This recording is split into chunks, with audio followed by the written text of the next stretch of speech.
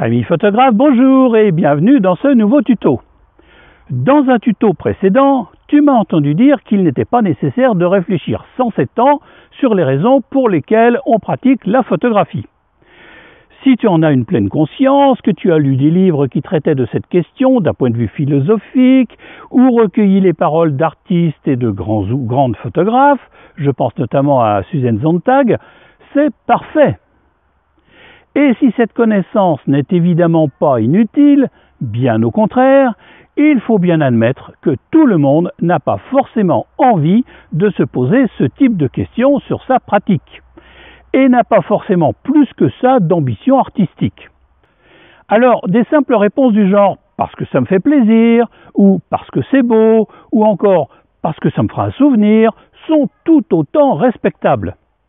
Je veux dire par là qu'il ne faut pas attendre d'avoir une certaine culture photographique pour démarrer sa pratique et s'éclater. D'un point de vue pédagogique, je pense qu'il est toujours préférable d'expérimenter, de manipuler, de tester avant de se poser trop de questions. Car de toute façon, dès lors que l'on a envie de progresser, les bonnes questions, techniques et philosophiques, viendront, et les réponses qui vont avec. Par contre, même très tôt dans ton apprentissage, une fois l'appareil bien en main, la question du sujet est importante et la question fondamentale que tout photographe devrait se poser avant de prendre sa photo, c'est quel est le sujet ? Car sa prise de vue dépend entièrement de la réponse à cette question. Le cadrage, la composition, les réglages, le point de vue, la lumière, absolument tout doit être mis en œuvre pour réussir à clarifier et mettre en valeur le sujet. Il ne s'agit pas d'un truc d'intello, mais si tu penses que tu montreras ou partageras cette photo, de quelque manière que ce soit, il est logique de vouloir faire en sorte que ce que tu donnes à voir soit un minimum lisible pour le spectateur. Car il t'appartient de montrer ce que toi tu veux montrer, et donc de te donner les moyens d'y parvenir.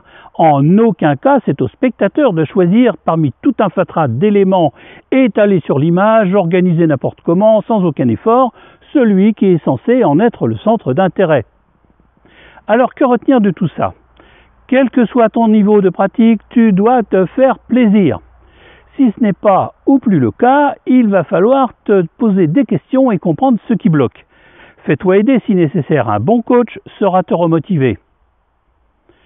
Tu peux prendre des photos comme bon te semble, mais si tu dois les partager, il faut que tu fasses un minimum d'efforts pour les rendre lisibles. Et la meilleure question à se poser au moment de la prise de vue, c'est quel est le sujet ? J'ai une formation qui met tout ça en perspective en abordant des questions techniques bien sûr, mais aussi tout ce qui te permet de revêtir l'habit de photographe pour améliorer tes images et surtout devenir plus créatif ou créative. À l'approche des fêtes de Noël, j'ai décidé de la proposer à nouveau en promotion pour un temps très limité. Pour en savoir plus, clique sur le lien que tu trouveras dans la description de cette vidéo. En attendant, si cette vidéo t'a plu, pense à la partager et si tu rejoins cette chaîne, n'oublie pas de télécharger les 2 guides gratuits dont tu trouveras aussi le lien dans la description de cette vidéo. Et puis laisse un commentaire parce que j'aimerais bien savoir pourquoi toi tu prends des photos. Allez, je te dis à la semaine prochaine pour un nouveau tuto.